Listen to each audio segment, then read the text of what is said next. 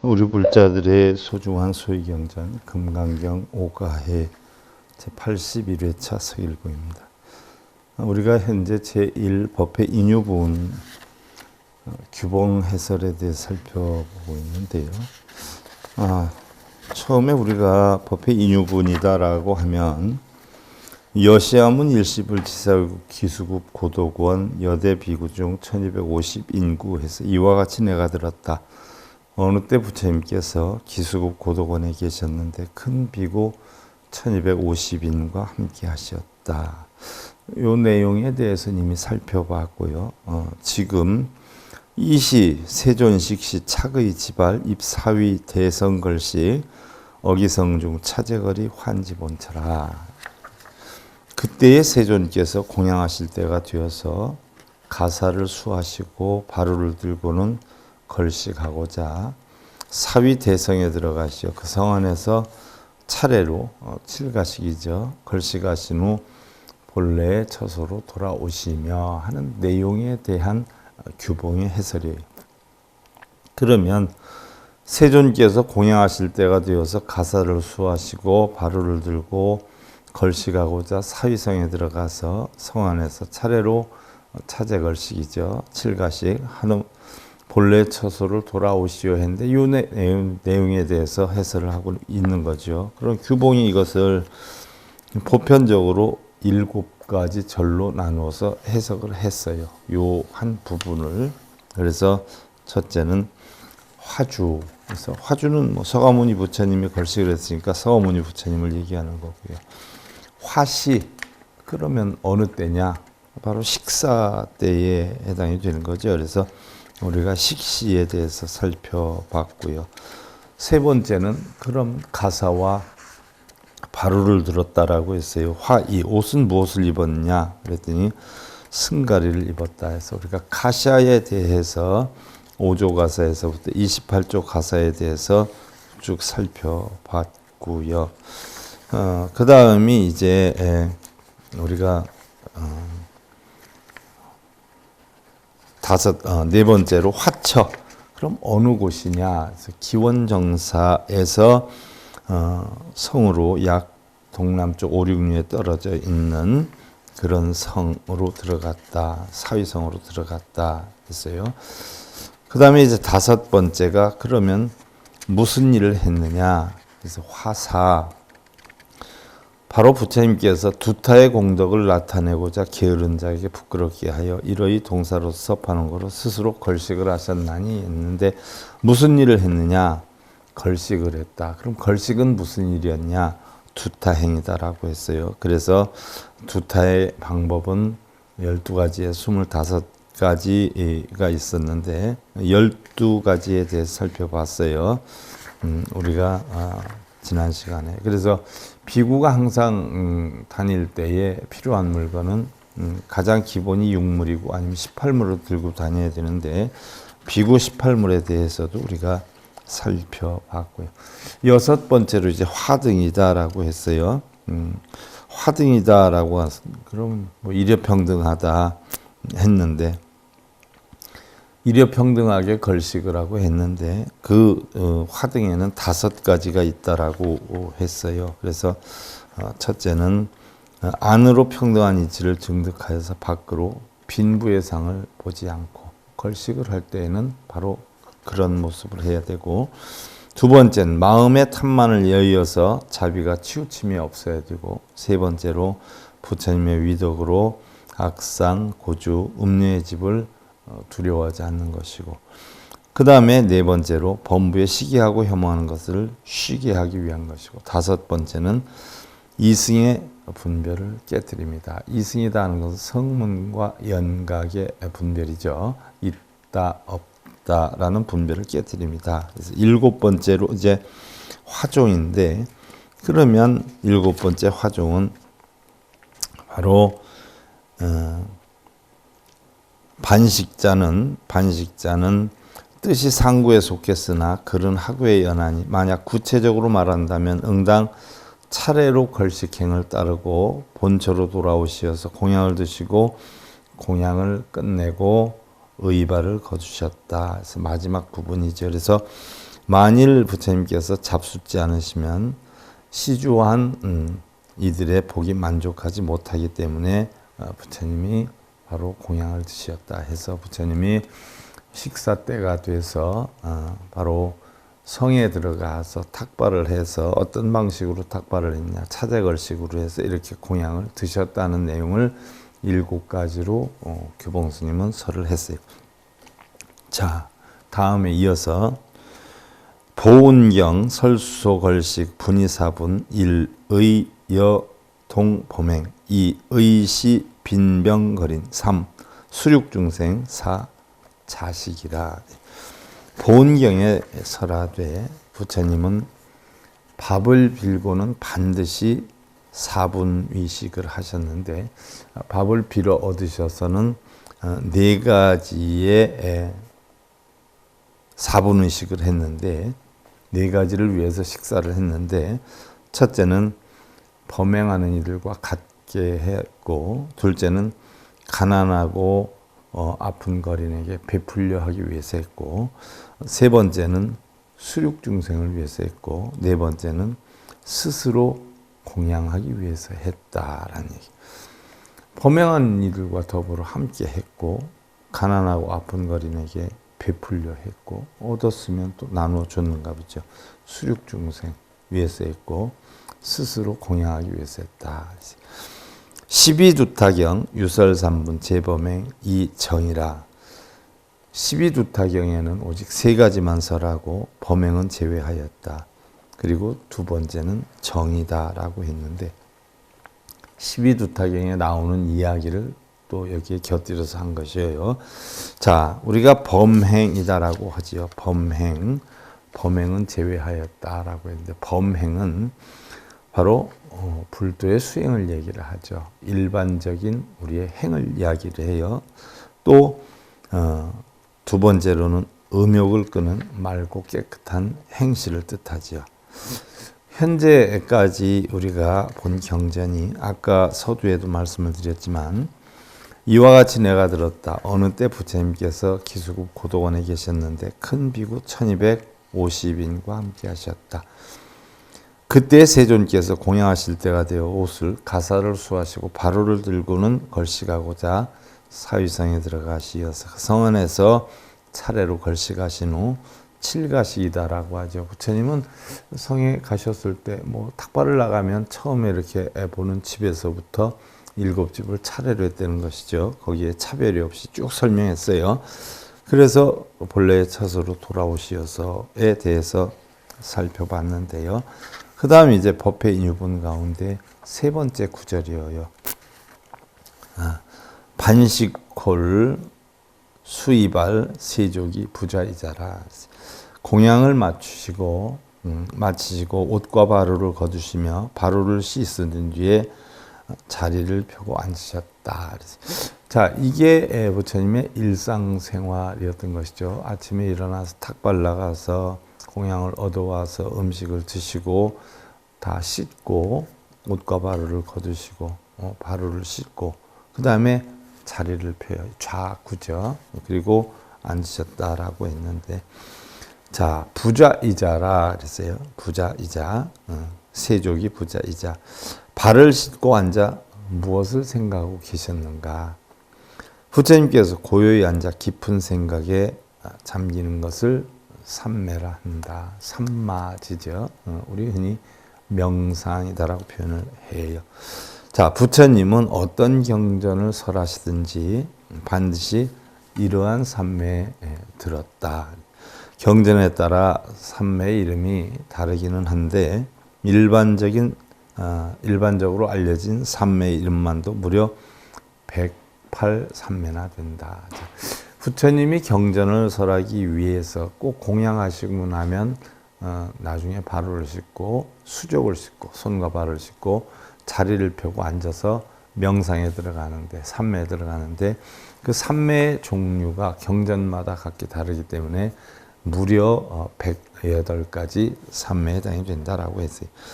화엄경을 설할 때는 해인삼매에 들고 법화경을 설할 때는 무량의처 삼매에 들고 능엄경을 설할 때는 순응원 삼매에 들고 이 경은 바로 금강경은 반야계에 속한 경전이기 때문에 특히 사상을 파한 경전이다라고 했어요. 사상이다라고 하는 것은 우리가 금강경에서 이제 배우겠지만 아상, 인상, 중생상, 수자상이죠. 이 상을 파하기 위한 경전이기 때문에 일체 모든 법을 꿈과 같이 관해서 바로 한 법도 보지 않는 파상삼매에 들었을 것이다 라고 얘기를 하죠. 그래서 파상이라는 것은 네 가지 상을 파하는 삼매, 즉 아상, 나라고 하는 내가 있다라고 하는 상, 인상, 사람이라고 하는 상, 중생상, 나는 중생이라고 하는 상, 수자상, 나는 몇 살까지 살 수 있다라는 상, 이런 네 가지 상을 파하는 반야경이기 때문에 금강경도 백품 반야 중에 577번째 속하는 반야경이기 때문에 사상을 파하는 파상삼매가 아니었는가라고 추측을 하지요. 뭐 정확하게 나온 것은 경전에도 없어요. 근데 후세의 학인들이 아마 그랬을 것이다라고 추측을 하는 거죠. 어떻든 이 삼매의 이름과 뜻을 똑바로 이해한다면 마치 한 경의 대의가 경명 가운데 다 내포가 되어 있듯이 한 삼매 가운데 전경의 대의가 포함되어 있다. 삼매 하나만 해도 이 전체 경전의 대의가 뜻이 포함이 되어 있다. 그러면 우리가 파상삼매다라고 하면 결국 금강경은 네 가지 상을 없애는 그런 데 대한 경전이 아니냐 이렇게 보는 거죠. 결국 네 가지 상을 다 없애서 공의 이치를 터득하는 것이 금강경의 핵심이죠. 바로 금강과 같은 허공과 같은 본성을 찾는 것이 금강경의 핵심이다. 그래서 마음을 머무는 바 없이 내라. 응무소주 이생기심을 핵으로 하고 있죠. 이 경의 대의는 물론 그 경을 설하게 된 동기와 결과를 올바로 이해할 수 있다는 것인데 그러므로 옛사람들은 이 삼매의 대의를 밝히는데 많은 시간과 노력을 소비하여 왔다라는 이야기죠. 뭐 우리가 흔히들 얘기하든지 뭐 화엄경이다라고 하는 것은 해인삼매다 하는 얘기예요.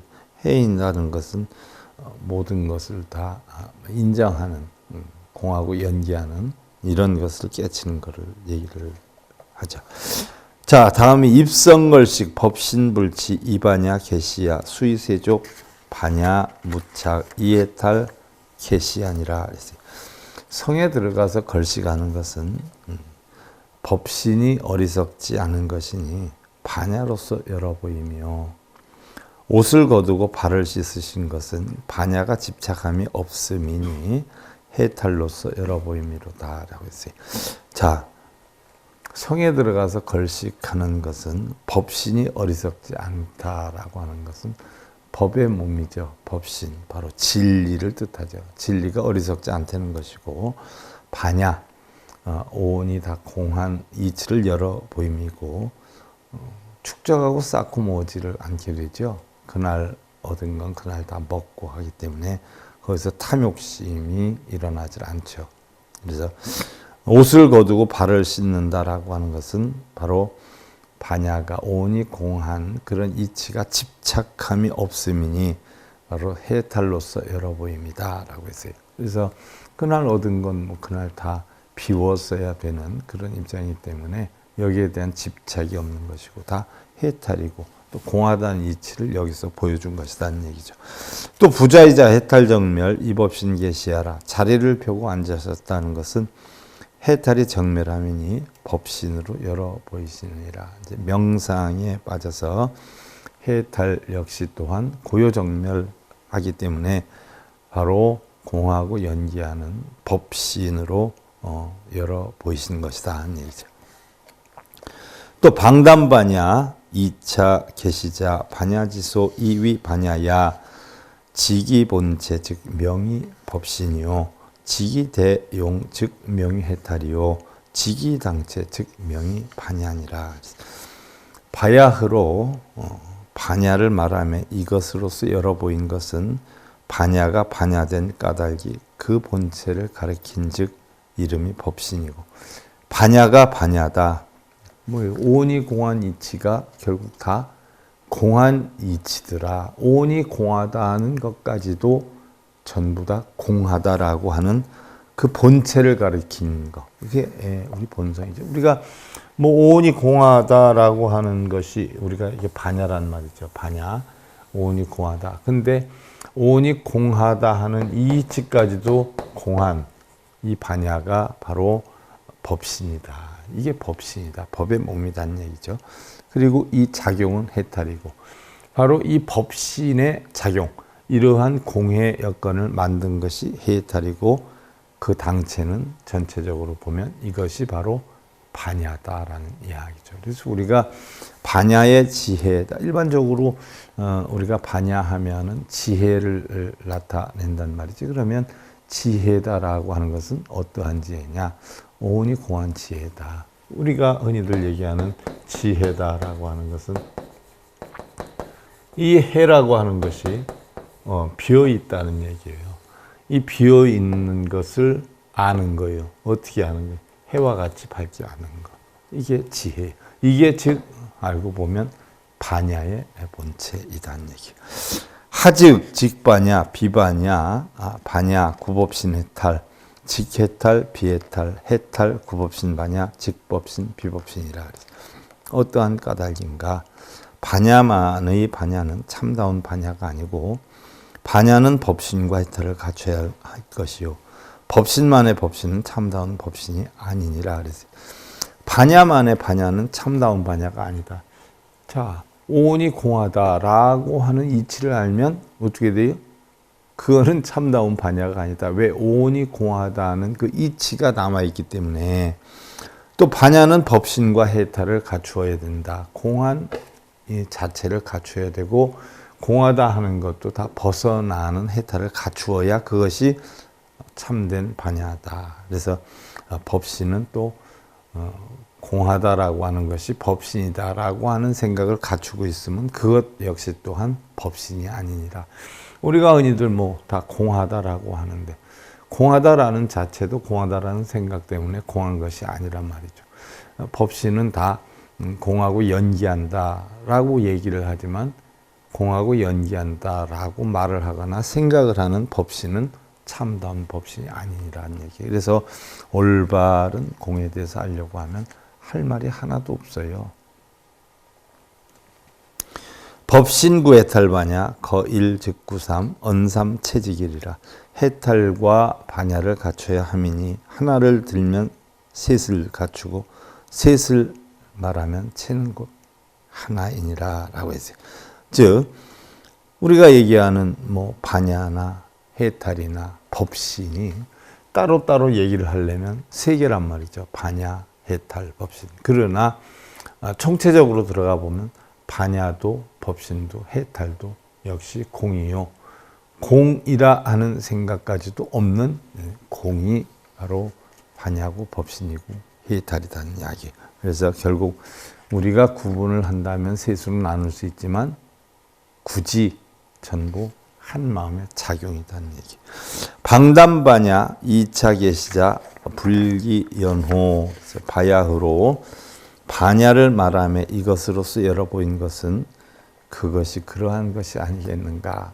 그러니까 이러한 설명을 다시 재차할 것 없이 그 이치대로 그러하지 않겠느냐 하면서 결국 공이라는 자체도 벗어나는 그런 대답을 했어요. 자, 규봉이 다시 분삼, 절석, 일병자연, 장욕입정, 수식반연, 의발불수, 심유노려, 고불시연, 위후계야, 즉수대익, 작칠조라. 자, 이것을 다시 3절로 나누어서 표현을 하면 병자연, 도와주는 인연을 막는다 그랬는데 장차 입정하고자 하면 모름지기 반연을 쉬는 것이니 옷과 바로를 거두지 않으면 마음에 번거로움이 남기 때문에 밥 먹은 자리를 깨끗이 치우시고 부처님이 나타내 보이시어 후세의 규칙을 삼게 하시니 그 큰 옷을 벗고 칠조가사를 입으시니라. 그래서 부처님은 보편적으로 구조가사를 입고 탁발을 했다 이렇게 추측들을 하고 있어요. 그래서 그 구조니까 좀 더 크지 않아요. 그것을 벗고 바로 칠조가사를 입게 된다라는 이야기죠. 이 부분이 바로 공양을 마치시고 옷과 바로를 거두시며 바로를 씻으신 뒤에 자리를 펴고 앉으셨다 하는 대목에 대한 규봉의 해설이.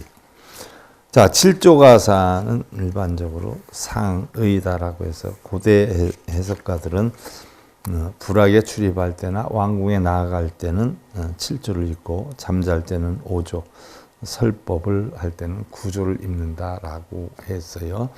또 어느 부분에 보면 설법을 하거나 불악을 출입할 때 불악을 출입할 때는 구조를 입고 설법을 할 때는 칠조를 입는다라고 설하는 것도 있어요.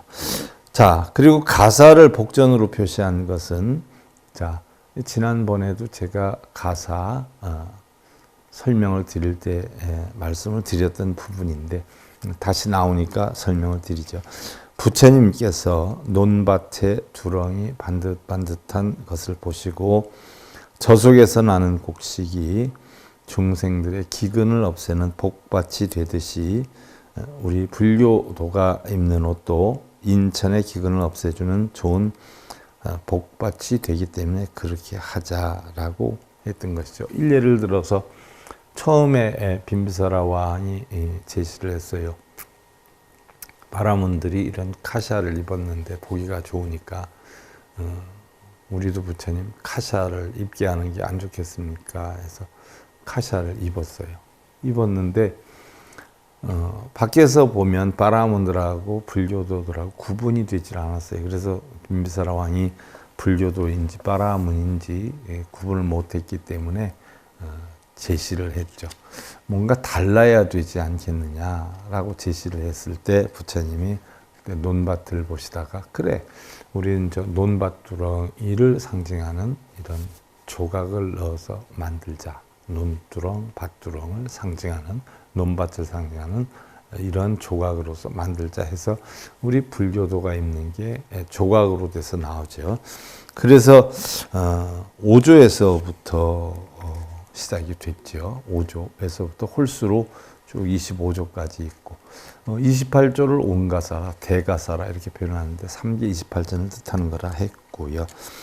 부처님 계율에는 분명히 일할 때는 5조를 입고 대중과 함께 불사를 지을 때는 7조를 입는다 했다. 그래서 예수님들은 부처님이 뭐 9조를 입는다 이렇게 표현하지만 부처님 계율에는 분명히 불사, 불법을 펼 때, 법문을 할 때는 7조를 입는다. 이 7조거든요. 7조를 입는다라고 부처님 계율에는 정해졌다라는. 자, 두 번째로 정신업, 아함경, 설불행, 이지사지, 연화승족, 금시연세자, 순세표법, 위후계야라. 정신업은 몸을 깨끗하게 하는 업이죠. 신업을 깨끗하게 하는 것이요. 그래서 아함경에 이르기를 부처님의 길을 걸으시면 땅 위에 네 손가락 높이로 연꽃이 밭을 받든다, 발을 받든다. 아함경에 보면 과장된 표현이죠. 바로 부처님이 길을 걸으시면 네 손가락 높이, 네 손가락 높이로 결국 연꽃이 발을 받든다. 과장도 좀 심하죠. 근데 이것을 그대로 믿는 불자들이 많이 있어요. 그게 참 안타깝죠. 구태여 발을 씻어 나타내 보인 것은 세상의 법을 그대로 나타내어서 후에 규칙을 남기기 위해서이다라고 했어요.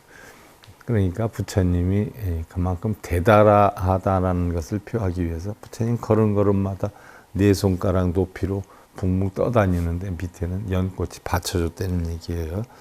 사실 그게 있을 수 있는 일은 아니지 않아요? 근데 그렇게 믿고 있어요, 불자들은. 그 다음에 세 번째 정입정이라 부자 좌선자 유신단고 심히 침탁고라. 정입정이다라고 하는 것은 바르게 정으로 들어가는 거예요. 바르게 정으로 들어가는 거.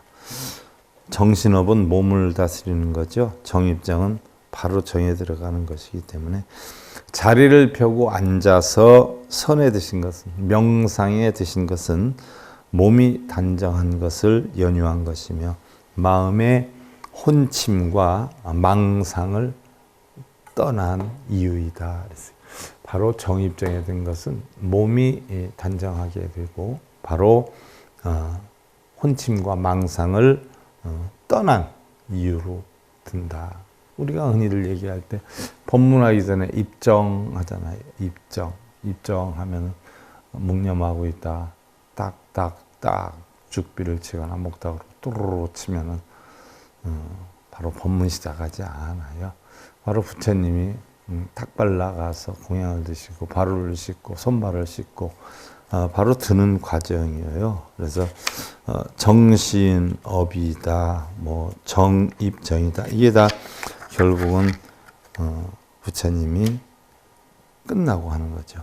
또 병자연이다. 세 가지 구절로 해서 구분을 해서 표현을 한 것이지요.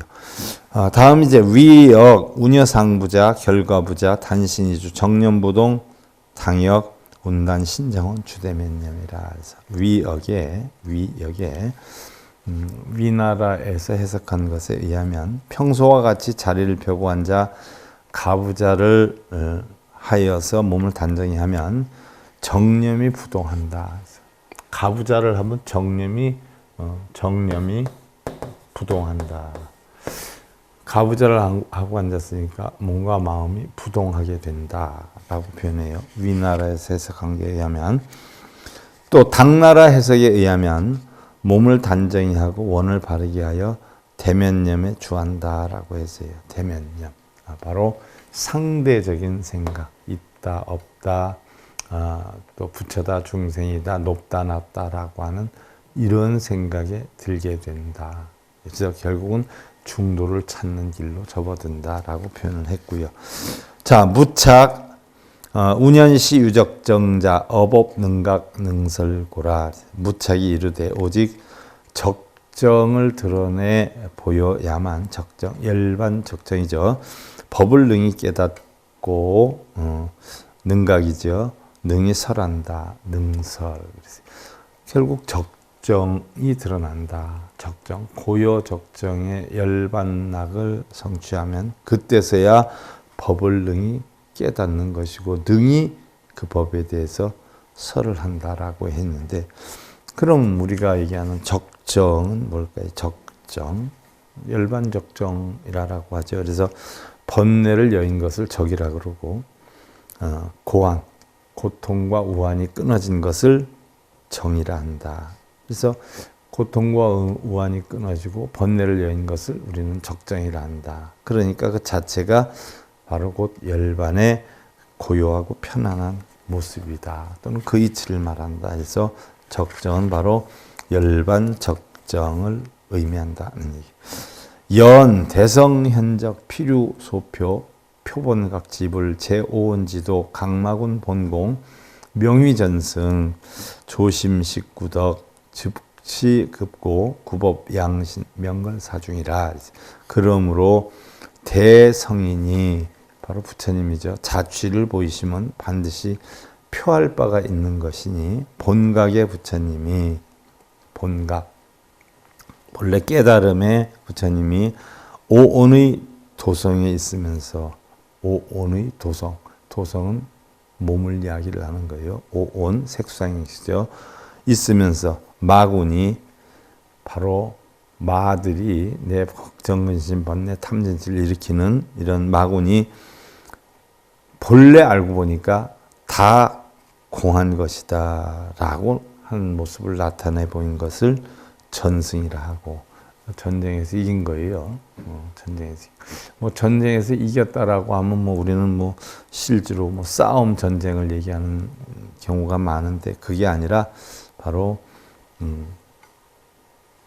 마음에 오온이 결국 본성의 부처님이 오온을 괴롭히는 마구니들이 일어난다라고 하더라도 결국 본래는 공해했다라고 하는 것을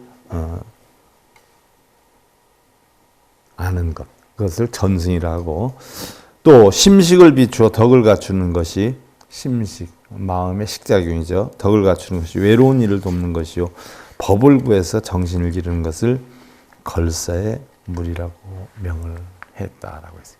그러니까 바로 전부 도송에 가서 걸식을 하고 결국 도송에 다니는 그런 것을 몸 안으로 표현했고, 또 법을 구해서 정신을 기르는 것을 걸사의 물이라고 했어요. 그러니까 바로 걸식을 하고 음식을 먹고 치우고 가부좌라고 앉아있는 모습도 전부 몸과 마음을 다스리는 하나의 방편으로 설을 했다는 얘기죠. 각심 기발 영기진노 장욕편관 수입식장 심심수법 차제사유 증망이진 개득법회 법피 무체 응합 각심이라. 각심 보리의 마음이죠. 깨달음의 마음이에요. 이 이미 바람에 어찌 수고로운 진노를 버리랴. 각심 깨달은 마음에 어찌 수고로움. 진노 번뇌를 뜻하는 거죠. 번뇌하는 마음을 갖겠느냐, 진노를 또 버리겠느냐. 장차 두루 관하고자 하시어 식장에 들어서 식장, 아래하식, 함장식, 심과 심수법을 차례로 사유하시니 망해직한 진이라서 다 법피를 얻는 것이니 법피는 체가 없어서 각심에 응합한 것이다. 자, 여러분들 용어가 좀 까다로워요. 이 부분에 대해서는 제가 여러분들 다음 시간에 시간을 좀 넉넉하게 가지고 제가 설명드리는 것으로 하고, 오늘 금강경 5가 이제 81회차 것으로 마무리를 하는 것으로 하겠습니다. 감사합니다.